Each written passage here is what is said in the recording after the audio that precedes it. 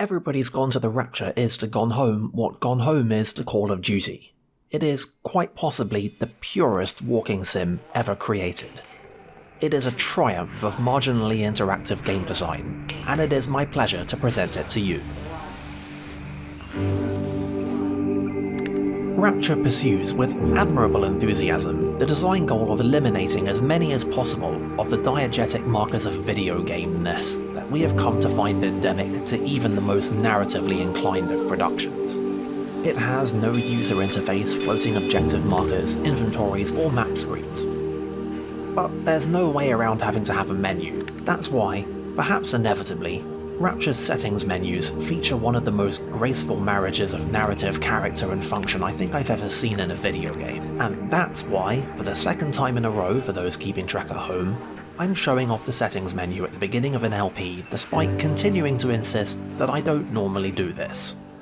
Think of it this way: when a game manages to put on-point flavor text on the VSync switch, we're obliged to acknowledge that.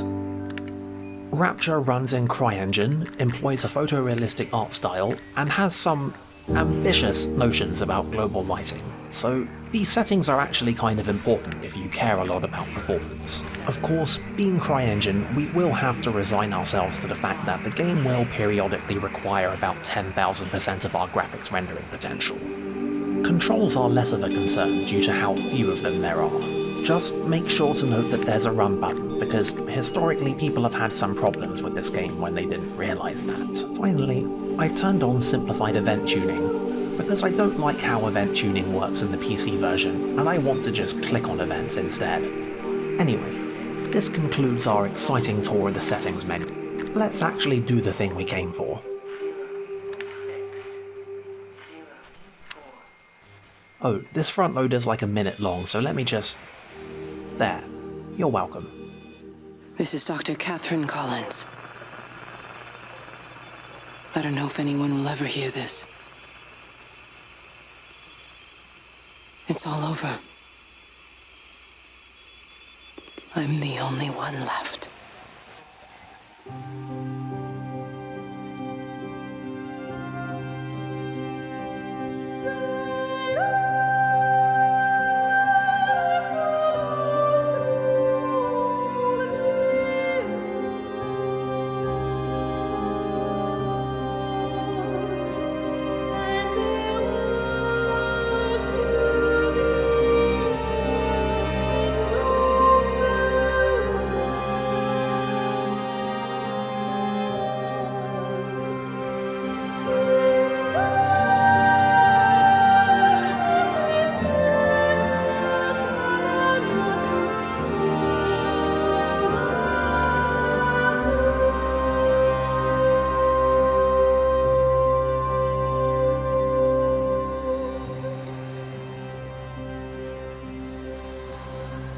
To summarise this opening, a psalm set to music, an ethereal dawn vista, and a lot of implications that everybody is probably dead.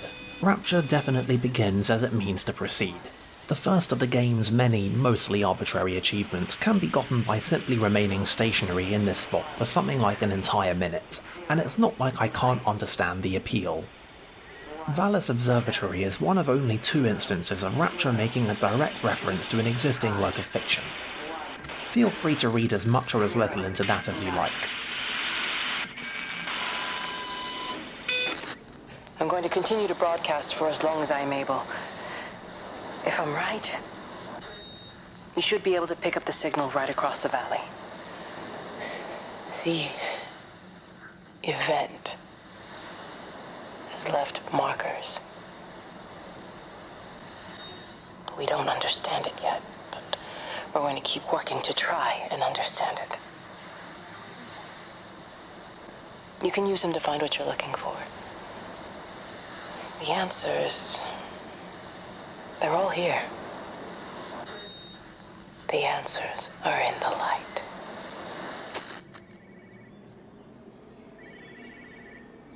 This is the closest we're ever going to get to having an objective laid out for us. And even then, it's still just flavour, really.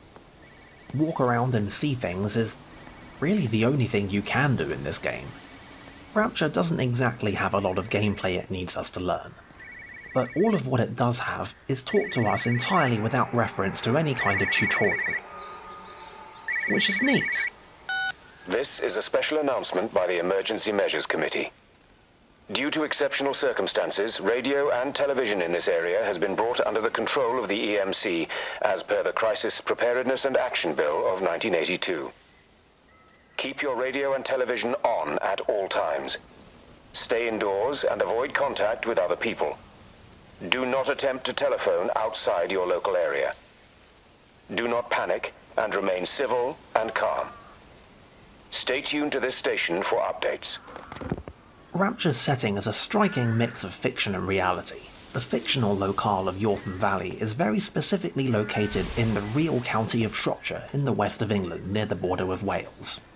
At least one of its laws is fictional too. There is in fact no such statute as the Crisis Preparedness and Action Bill of 1982. I conjecture that the writers tried to imagine how the real-life Civil Defence Act of 1948 would apply in this kind of emergency, and found it, well, difficult. Before us floats a major event marker. Because of my prudent accessibility decisions, all we have to do to see it is right-click on it. I'm trying to do my job. You two will be the only staff on site for this rotation. I'm just saying, if the main gate's power fails, then there's no way in or out of the observatory. That's why there are backup generators. Jesus, why the hell are we even discussing this? Just don't you come running to me if you get locked in. If we get locked in, we won't be able to come running to you, will we? You let us worry about the clever stuff, and you can concentrate on sweeping up leaves and changing light bulbs. Happy? Now piss off. Arsehole. That was unnecessary. Just because you're angry with me doesn't mean you have to take it out on everyone else. Kate, can we just talk about this? No, Stephen, I'm done. I just want to get out of this place, and tonight is our best chance of doing that. You prep the arrays, I'm heading up to Tower 6. Kate. I love you. You know that, right? Yeah, I know that. Come on, let's get started.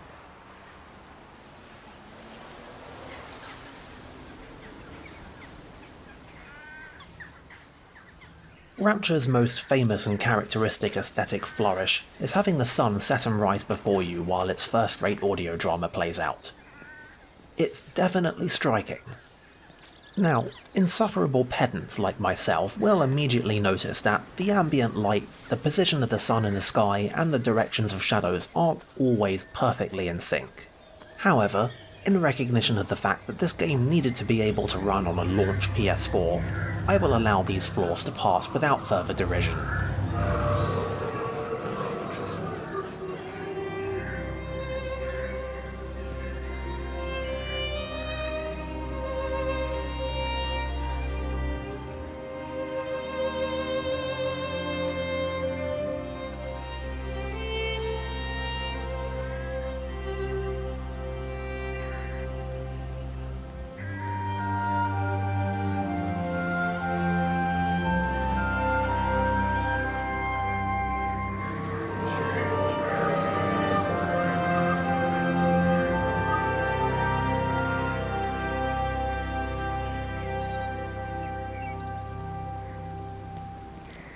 Well, I suppose from that we can assume that they really are serious about this whole quarantine thing. If Mrs. Boughton wandered off that way before they closed the road, I suspect we'll never find her. Not until this whole thing blows over. But it's more than a little odd. I mean, this is Yaughton, for goodness sake. There was no need for them to be so rude. Well, if they are so concerned that they are willing to close off the roads, I suspect they would argue that there is every need. What is certain is that for the time being, none of us are going anywhere. But he had a rifle, a soldier with a rifle, in Shropshire. The world's gone stark raving mad. I've a good mind to write to my MP. You do that, Barb, and I'll personally deliver it for you, once this blockade is removed anyway. Come on, Bob. I can't spend all day chasing pensioners around the valley. The surgery won't open itself. I need to grab some paracetamol when we get back as well. Cracking headache all of a sudden. I got curious one day and tried to figure out the identity of Barbara's MP. Based on one sign outside a church that we'll see later on, I think that Yaughton Valley is located in the vicinity of Shropshire landmark the Stipperstones, and therefore in the constituency of North Ludlow. The game is set in 1984, when that seat was occupied by one Eric Cochrane, Conservative. I then got more curious, but could find no record of him ever having expressed an opinion about civil contingencies. Mostly he just worried that Europe was meddling too much in Britain's dairy industry. That's Tories for you. Who's that? Hello? Kate, if you can hear this, you need to shut down the optical array. It's using the observatory as a conduit to reach us, and it's started spreading its range beyond the valley. Kate, we can't afford to let it do that. It's getting stronger. I'm going to call Clive back, and I'm going to force him to order the strike. I just don't see what other choice we have. God knows Hello, if can you hear me? We need help. Who are you? Jesus, get off the phone! Get off the phone! It's in the phone! It's in the phone.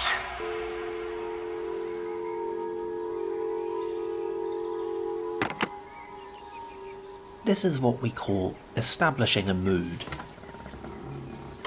Rapture's mood is a function of the dissonance between its overwhelmingly realistic setting and the eerie atmosphere that hangs over it. I'm not usually a fan of photorealism in games. In fact, I'm not fully convinced that Rapture wouldn't still have worked better with a more stylized look.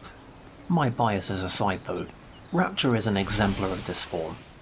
Its setting is so astonishingly well realised that I sometimes feel as though I've been here.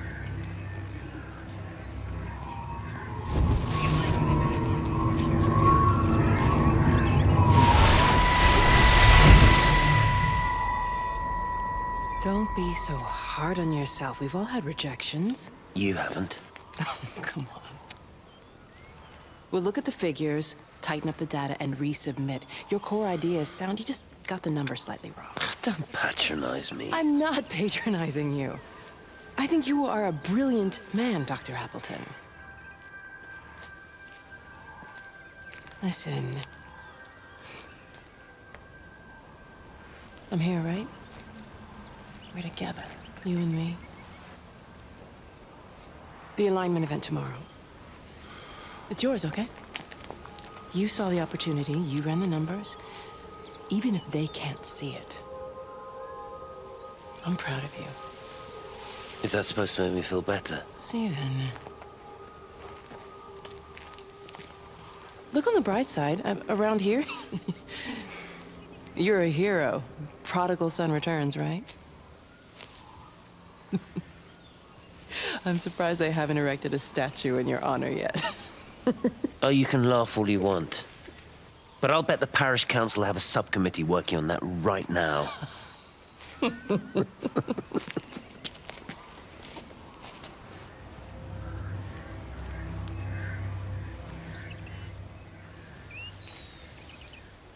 In many games, photorealism is really just a shorthand for graphical fidelity for its own sake. There are, however, a handful of good reasons to employ it as a style, and Rapture has one. Rapture's realism serves the same purpose as its setting being an authentic, if still fictional, portrayal of a real corner of England. Namely, it props up the sensation that Yaughton Valley is a real place.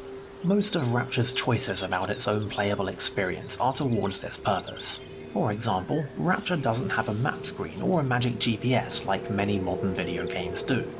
Instead, it has Ordnance Survey printouts scattered around its world, complete with little "You Are Here" markers. In the abstract, this makes for a suboptimal navigation experience in Rapture. But, in context, it's a conscious choice to evoke a mood. And it works.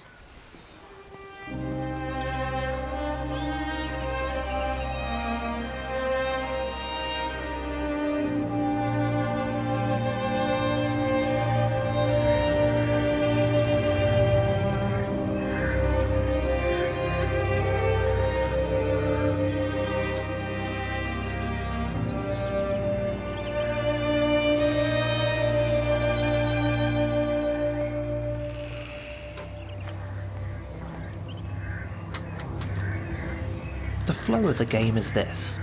We explore an area, and we look for plot. Most critically, there are the major events. the ones that we have to right-click on things to see. But there are other things to find as well. One such is radios.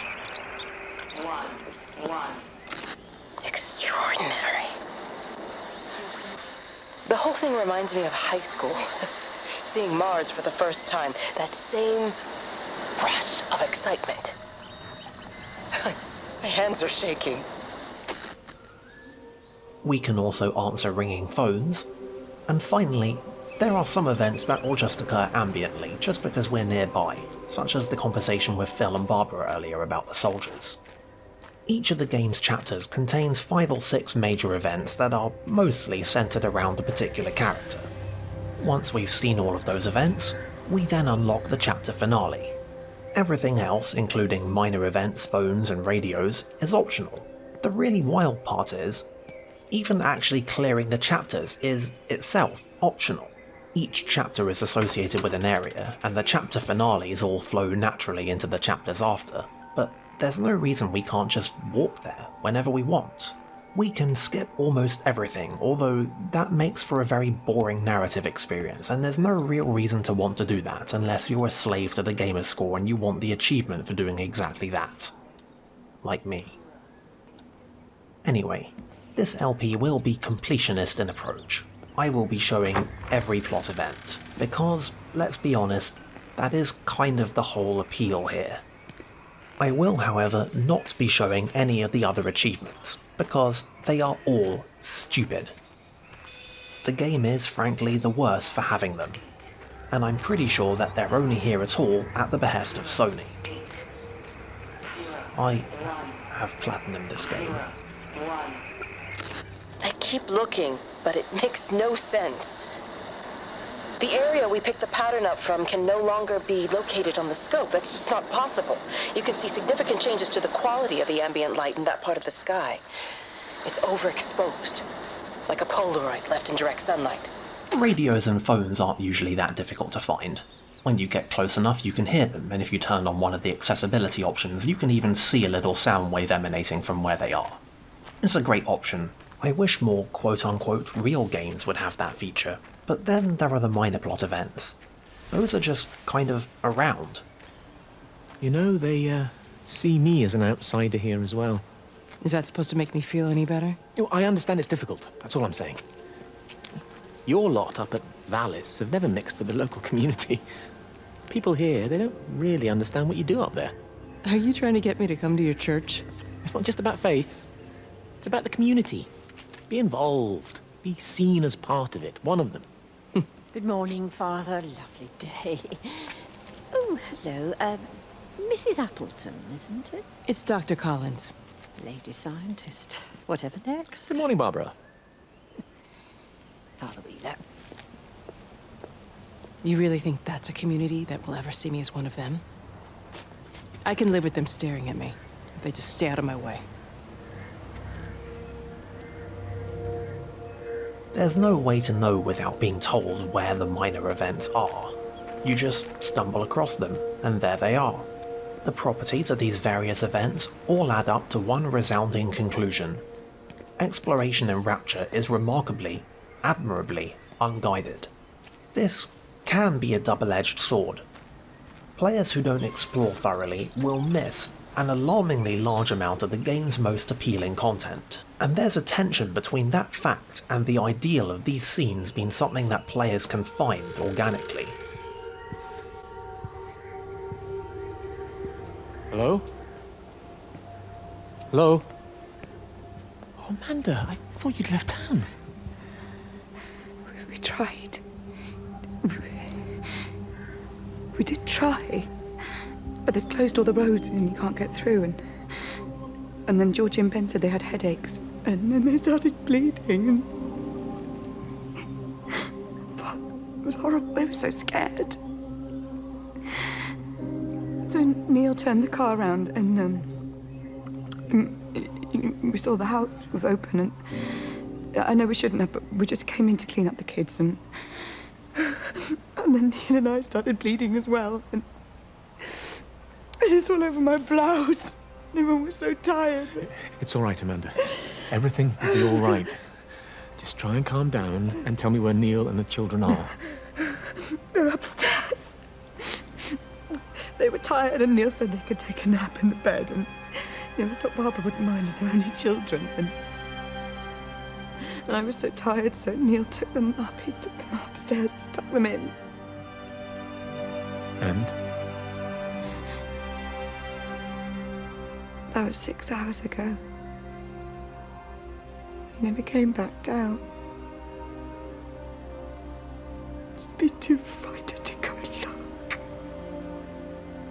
Why don't we go and look together? I can hold your hand if you like. Yeah.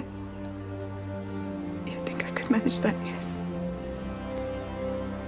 Please help me. Of course I'll help you.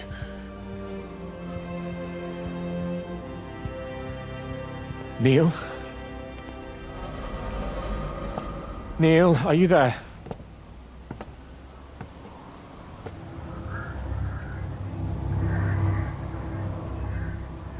Rapture's collection of audio drama is perhaps the most impressive voice production I think I've ever seen in a video game. The success of Rapture's photorealism is impressive, but arguably it is the voice work that has the deepest and longest lasting appeal and is, I think, the biggest contributor to the game's almost effortless sense of authenticity. By the way, I have, yes, deliberately chosen this point in time to demonstrate how hunting for Rapture's optional achievements, such as interacting with every television and microwave in the game, are a great way to torpedo the mood. We can also look at, but not interact with, birdwatching books, and even pick up phones that aren't ringing. Rest assured, this will be the only time in the recorded playthrough in which I acknowledge these achievements. Now, let's look upstairs.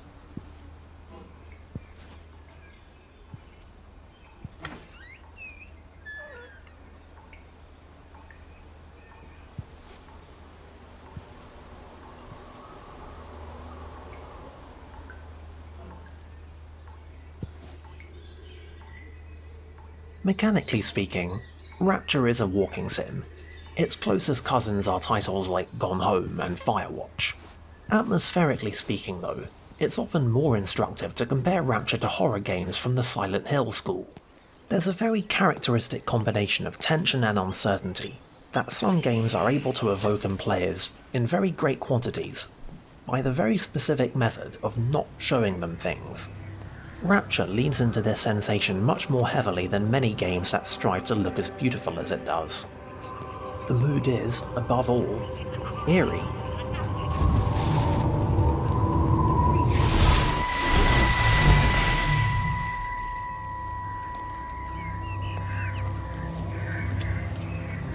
What are you doing? I saw you doing that. Stay away from me. Don't come near me. This is people's property. You're scaring them. It's all over the village. It's got into everything. It's so fast. What are you talking about? It's travelling down the wires. Dear God, man, you've lost your mind. Where is Kate? What have you done with her? Don't you understand?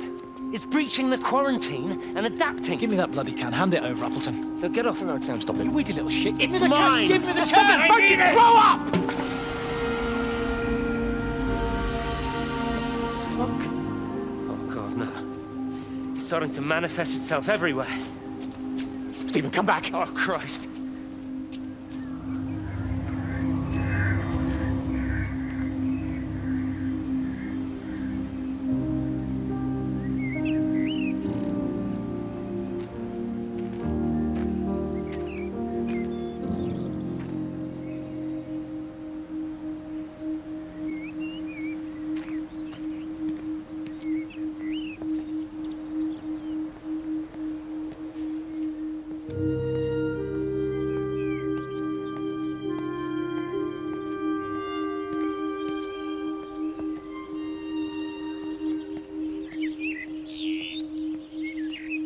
A much more direct comparison between Rapture and Silent Hill specifically is that both games share a characteristic approach to ambient music. When you're just wandering around and not actively in the middle of an event, Rapture plays echoes of fragments of its soundtrack, just bouncing around the area. It isn't quite as unsettling as Silent Hill's unique brand of unmusic, but it's certainly eerie.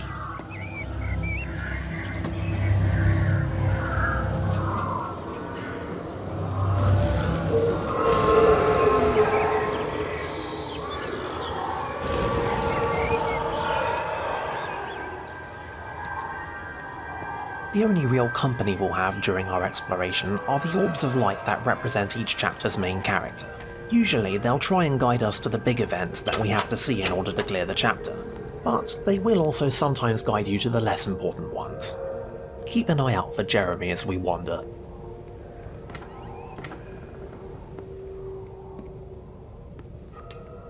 What about the station? That's shut down too, so there's no way in or out of the valley. They're obviously serious about this flu thing. Phil doesn't think it's flu at all. He said he's been practicing medicine for 30 years and he's seen plenty of flu, and he said this doesn't feel right at all.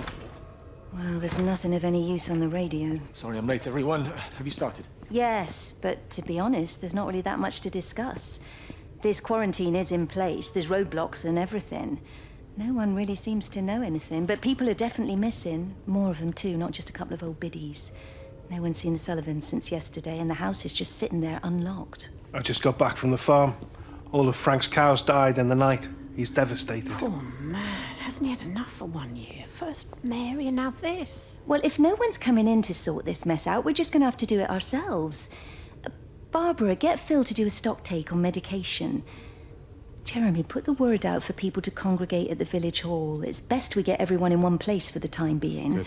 I'll organise supplies. We'll have a lot of hungry mouths to feed. There's plenty at the depot, but well, let's start with what's here in the village. I'll draw up a rota. Charlie, you help me with that? Anything for you, Meg? I'll head out into the valley and scoop up the isolated families and check in with Lizzie Graves at the camp. Now, has anyone seen or heard anything from Stephen Appleton or his wife? One of the things this plot has going for it is that even though we're seeing all of these events out of order, and even though we're still learning who any of these people even are and what any of this even means, there isn't a lot of doubt as to the broad strokes of what happened here. Also, their teacups are enormous. Everything we've seen suggests lives still very much in progress when something that was awfully like a contagion, but probably not literally a contagion, took effect very quickly and, well, obviously got a little bit out of hand. This is an effective plot structure for this kind of game. Leaving really big things open isn't really very good for a game in which, well, so much stuff is missable. Speaking of details, there's a full-size rugby pitch around the back of the community centre. There's absolutely nothing on it. There's no plot, no environmental storytelling. It would take like a minute to walk the whole way across it and find that out for ourselves. I'm gonna spare you that though. I couldn't stop it. I couldn't do anything. Stop it. Calm down. I'll get back. It's in my head. Howard, wait! Ah! Father, are you all right? It's my ankle. Oh, Jesus, Lord, I think it's broken. Howard, go and get help. There's no one left. No one's coming to help us. Please, Howard, fetch help. The light. They're in the light. I can see everyone in the light. Oh, God. Oh, my God. Help me.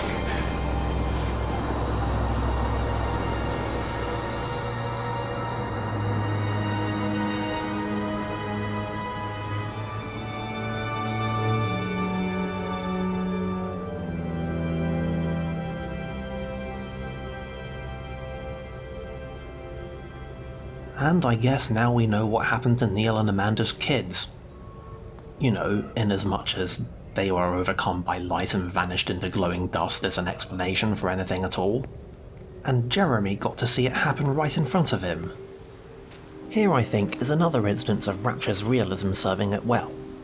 It makes it all the more jarring when something so completely inexplicable is shown so plainly. These elements are well chosen on their own, but it's the way they work together that so successfully gives the game its mood.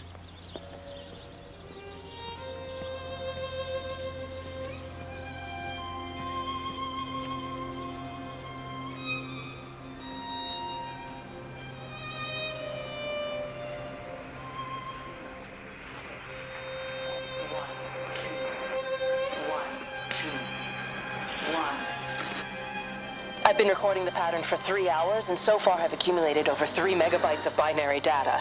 The pattern does not, at this point, seem to be part of any recognizably closed loop, but there remains symmetry, despite the conflicts.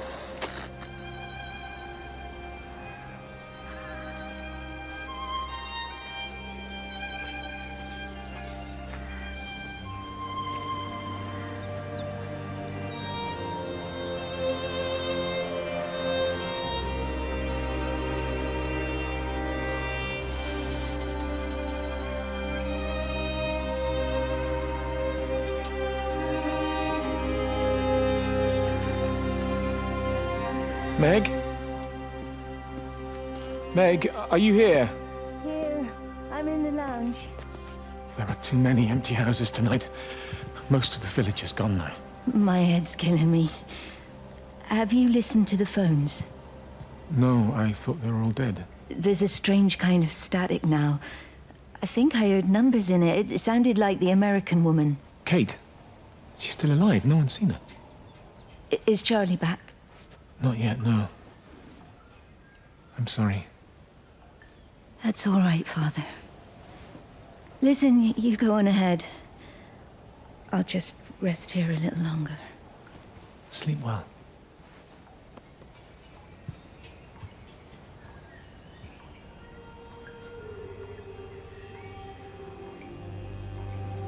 I'm going to be keeping a separation of sorts between the video commentary and the write-ups that I post in the thread. The commentary is mainly going to be, well, commentary. Mostly talking about the game, but also veering off into character study or occasionally the faintest semblance of analysis if we're very lucky. The write-ups, on the other hand, will mostly serve the purpose of recapping the plot, because despite Rapture's conceptual simplicity, there's quite a lot going on. There are something like 20 different characters running around doing things, and the events that we see, lest we forget, we're seeing out of order. So I think it's going to benefit a lot of people to see these pieces put together. You may also have noticed that I've added annotations to the conversations, showing not only who's present, but far more importantly, roughly when I think the conversations happened. I should stress that there was more guesswork involved in that process than I'm really comfortable with, and also that the time periods I've defined aren't quite as tidily delineated as I wish they would be. Still though, I hope most people will find this informative. One of the reasons I decided to do this LP in the first place was simply to get my own head around the plot of this game, because there is rather a lot of it, and while I remembered loving this game, there are also one or two details that I couldn't quite fully piece together, and one or two decisions that I didn't fully understand. It turns out that if you do one or two completionist-ish playthroughs, and keep a couple of index cards handy, it isn't that difficult to get your head around it all. Which is all very well, but not everybody has time for that. Electrical failures all over Tower 6. The light is flowing like liquid. Its sense of purpose is overwhelming. There's something in... Stephen? Stephen, is that you? One thing I found hasn't got any easier across multiple playthroughs is navigating around the village, especially the area surrounding the village hall. It isn't that it's difficult to position yourself. The village is a big circle, with a big park in the centre. The problem is that there's a surprisingly involved series of back routes throughout all the various houses and gardens and alleys, and there's a lot of stuff scattered around for us to find. And if you're trying to do a thorough run through to get everything, it can be tricky to deal with. Ironically, the game's first area is arguably the most difficult to navigate. There are other areas that are larger, but there's paths through them that just make more sense.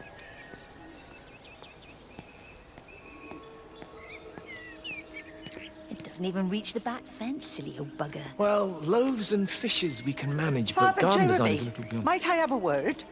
Mrs. Boyles, of course. Meg, will you excuse us, please? See you back at Charlie's later. Cheerio, Wendy. I was speaking to Barbara. She said there were some irregularities about Mary's morphine. Good grief. Those are private medical records. Barbara should know better than to be discussing that sort of thing with you. If Dr. Wade finds out, he'll have no choice but to suspend her. Damn it, Wendy!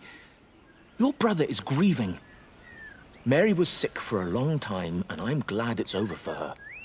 Go and support Frank. He needs you now. God knows what you did. He sees. I just break and overlook Mary's weakness, but you, a man of the cloth, If you have an issue with... bring shame on this parish. If you have an issue with me, I suggest you write to the Bishop of the Diocese. I have parishioners to attend to. Excuse me.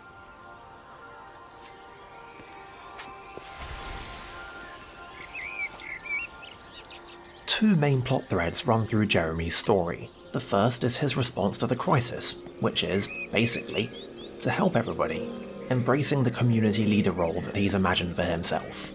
The other is that a year before the events of the game, Jeremy helped a terminally ill woman to die, a crime in the eyes of God and England and Wales alike. And Wendy found out about it. If you could just have a word with them, perhaps. They listen to you. Well, I really don't see what it has to do with me at all. The village looks up to you. I just think with what's been happening with Mr. Coles and Mrs. Boughton and the others, that people need somewhere to talk, to feel safe. Perhaps they don't think that your church is somewhere they feel particularly safe. I don't need your forgiveness, Wendy. Or theirs. Whosoever thou art that judgest, for wherein thou judgest another, thou condemnest thyself. Romans chapter 2, verse 1. Beware of practicing your righteousness before other people in order to be seen by them. Matthew chapter 6, verse 1. It's not my judgment you should be worried about, Father. But fine. I'll talk to Barbara. Ask her to put a note up in the surgery about an extra service. Will that do? This is the tragedy of Jeremy. He very much wants to be the friendly parish priest who everyone knows and who knows everyone. Unfortunately, everybody knows what he did. And now his faith, around which he has constructed a large part of his identity, has become a liability, a weapon to be wielded against him. And now that the word's out, he's been turned into a pariah, an outsider in his own home. And only because of the crisis has he found an opportunity to connect with the community he wants so much to be a part of. 1, 6, 1, 4. It wasn't just some distortion of physics. I may not understand it yet, but it wasn't an accident. All of the clocks, what happened at Tower 6, it's just not random. There's an effort. An attempt to communicate.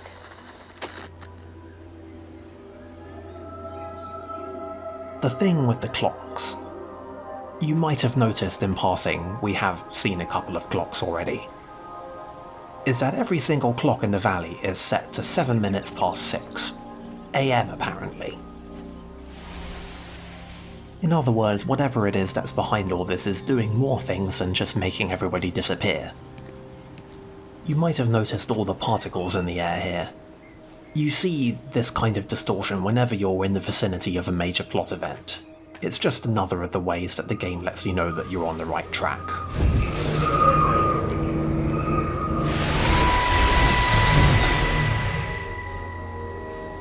I saw you from the main road. Not many people are moving around now. I was looking for Dr. Wade. Listen, Frank. I don't know what's happened, but your Stephen seems to think he's responsible. I reckon he is. He said, Kate's still up at the observatory, but the gates are locked. Frank, there's going to be a rescue soon, I'm sure of it. They'll send planes or something. Well, they'll send planes, all right. This pattern of his, we're in the center of it. Which means if they intend to stop it, we're right in the firing line.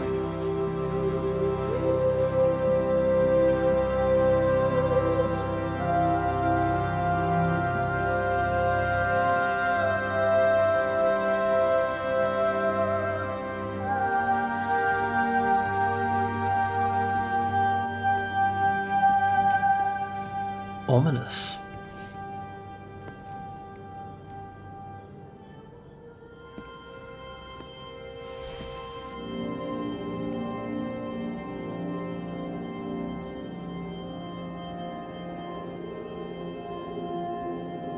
Jeremy's chapter has a lot of important purposes to accomplish.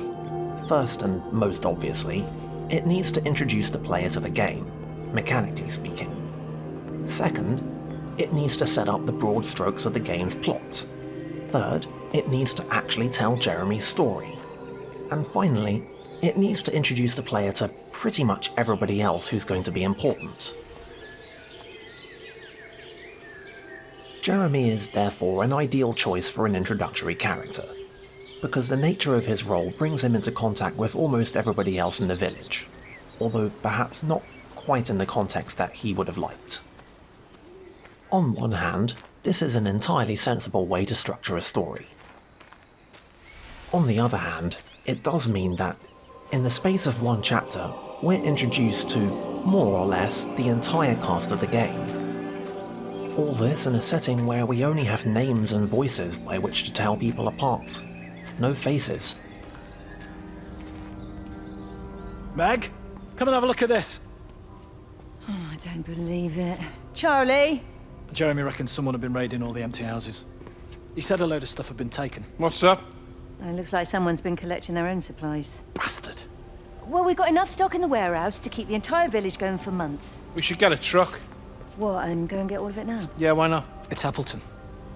It's that bloody crackpot Stephen Appleton. I'm gonna fucking do him. Sam, it's fine. We'd better get moving before the weather turns.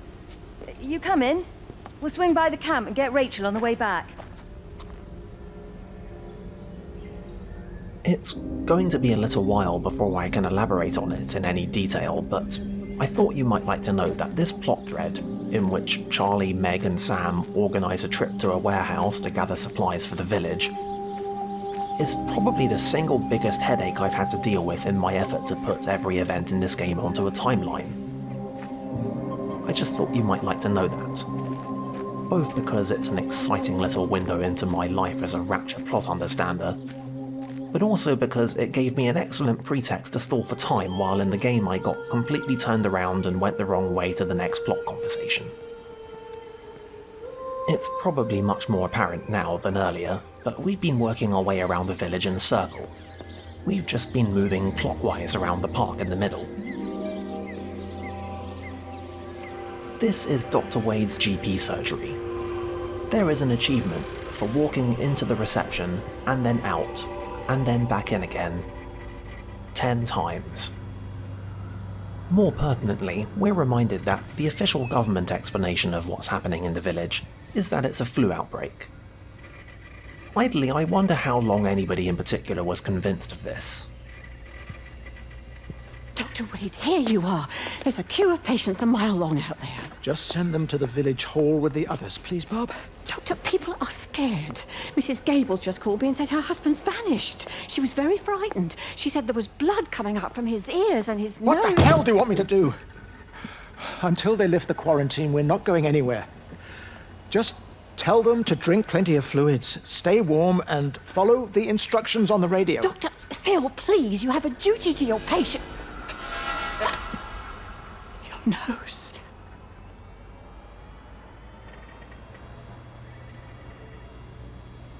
So we have a medical quarantine, but it doesn't look like anyone's bothered to send in any more doctors, and the one here is all they got. And, well, obviously, he got ill as well. By now, of course, we have some appreciation of the fact that a lot of people don't know a lot of very important things at this point. Even granting this knowledge gap, though, it sure seems like there's a lot of room to question the wisdom of the actions that were taken.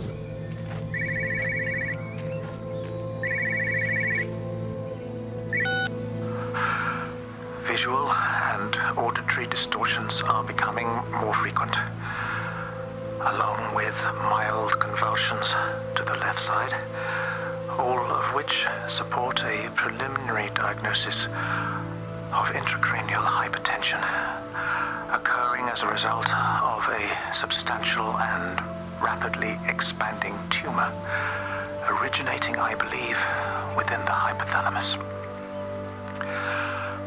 Cognitive functions are currently unimpaired, aside from this crippling headache.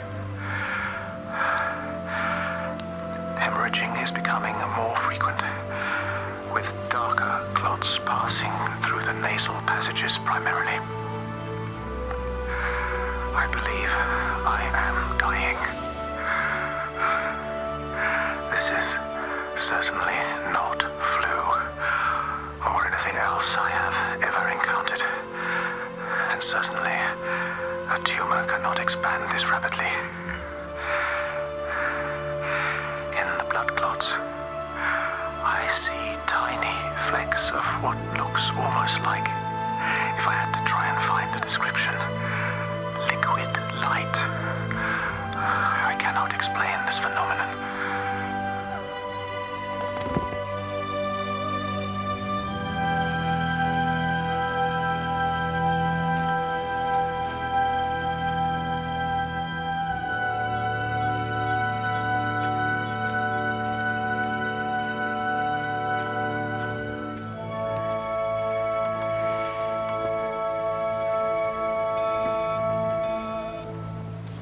One of the most important details that isn't ever really clarified is exactly how much time passed during the quarantine. How quickly did the situation progress from people getting headaches and nosebleeds to people just disappearing into light? You have to make a decision, Lizzie. Especially now. But I do love him, Father. I love them both. He's married. There are other people involved in this. Oh, I hardly think that anyone's in the position to claim the moral high ground, do you? Well, I take your point about Stephen and Robert, but I think Kate might see things differently. Do you? I mean, she's not screwing anyone else, pardon my French, but she spends all day and night locked up in that observatory. Stephen says they barely see each other. That's hardly a marriage, is it? And here's our second generous steaming slice of English pastoral melodrama, an affair. We will, of course, also be hearing more about this in the later chapters. Rapture has somewhat of a strange relationship with its B-side melodrama. On the one hand, it's a story about the apocalypse, a big, important, kind of overriding event. On the other hand, it spends most of its runtime dealing with what might seem to us to be quite mundane concerns in comparison. Rapture, of course, makes no secret about its intentions to be primarily a character drama. The characters are, of course, primarily informed by the messy human events that make up their lives. On the one hand, it is true that, viewed as a totality, all of the times Rapture mentions Stephen cheating on his wife form a story in which the initial event is really just a vehicle for development and exposition of Stephen, rather than just being a story in which Stephen decides to cheat on his wife. On the other hand, this is only really apparent if you find all the events. If you don't, then what you do find risks being seen out of the proper perspective. The magnetic field is causing disruptions to phone signals and the rest of the electrics. There are voices on the line. It's 4 a.m. Maybe everyone is up looking at the light show. Earlier, I mentioned, in an implicitly negative context, that Rapture didn't really explain how much time passed during the quarantine. Something that Rapture chooses to leave unexplained but that I like is exactly what the hell is going on with the sky. There's some kind of phenomenon that we're going to hear a lot of people talking about, but nobody ever gets around to explaining what it actually is. Anyway, we've made it back to the center of the village and it's time to actually check out this park. There's a playground here. Some of it has physics on it. Kind of. It is just barely possible to use the swings. Take that, Half-Life 2. We can also use the slide. Backwards only, though. And, obviously, there is an achievement for riding on the witch's hat for, I think, 2 minutes? Something like that. Too long, in any case. Benjamin, Georgie, leave it alone. It might have fleas. Hello, Amanda. What are they up to? Oh, they found another dead bird. I do wish the council would clean them up. Well, apparently they're saying it's a flu epidemic. And I gather they'll be closing the roads and stations, so they're worried enough for that. Oh, for goodness sake. Well, you don't mess about with the flu outbreak, I suppose. But look, I'm just saying, if you were planning on taking the kids to Wales, now might be the time to do it. Well, thanks, Barbara. I'll have a word with Neil, see what he thinks. Now, George, Benjamin, for God's sake, leave it alone! And on top of everything else, the birds are dying.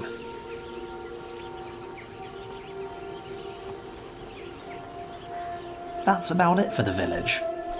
We've seen all the plot events except for one, which you might have already noticed earlier on if you're sharp-eyed. So let's wrap that up and then finally go to the church. Oh, and we can wade through water. Somewhat. Huh. Well, this seems fine.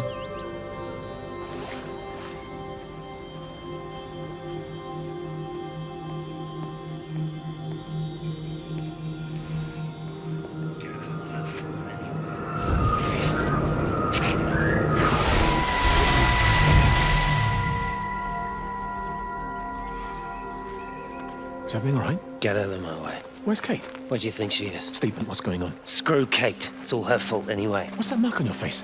Stephen! Stephen!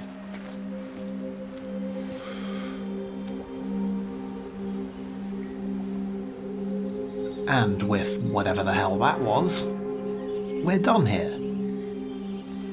Every chapter has some sort of reasonably noticeable audio cue that signals you when it's time to go and see the finale. In this case, appropriately enough, it's the church bells ringing. That's going to be it for commentary for this episode.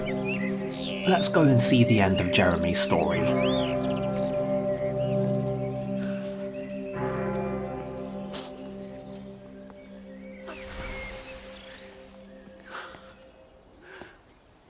Are you there? Can you hear me? Are you out there, you bastard?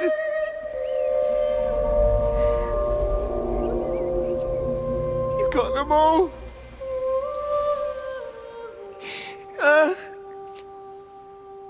You got them all?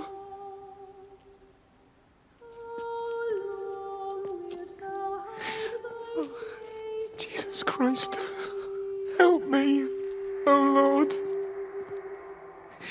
Give me strength. Hello? Hello, is anyone there? Is anyone still there? Oh. You are still here then? I should have expected that. Come on then. Let's get this over and done with. I've got my parishioners to attend to.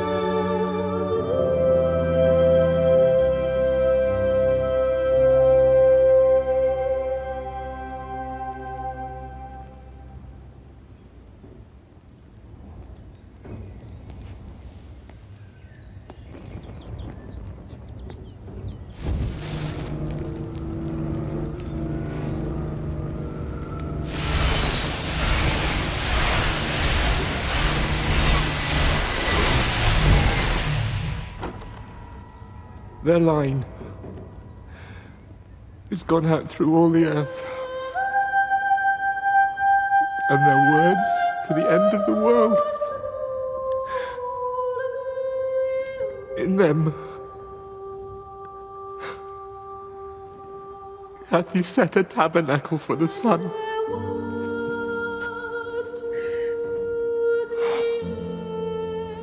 Our Father, who art in heaven, hallowed be thy name.